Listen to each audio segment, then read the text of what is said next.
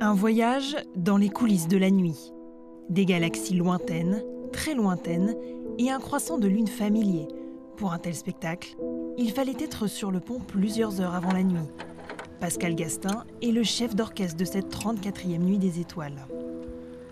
Et voilà, c'est réglé. Il n'y a plus qu'à. Oui, tout à fait, pas plus que ça.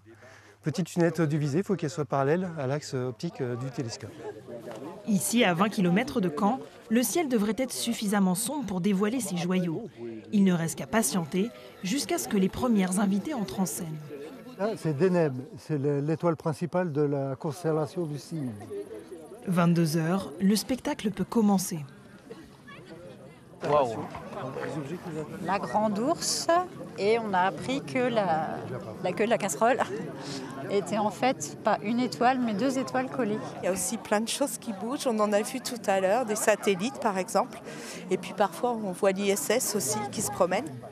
Si certains sont convaincus, d'autres sont un peu plus perdus dans les méandres de notre galaxie. J'ai vu la grande ours et la cigogne ou le vierge. On a vu d'abord la massée 13 dans Hercule, et ensuite une bulle de gaz. Alors, j'ai pas trop compris ce que c'était. L'anneau de la lyre. L'anneau de la lyre. Plus de 300 personnes ont répondu à l'appel de la nuit hier soir à Malherbe-sur-Agen.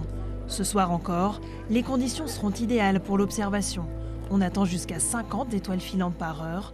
Alors si vous avez des vœux à formuler, c'est ce soir ou jamais.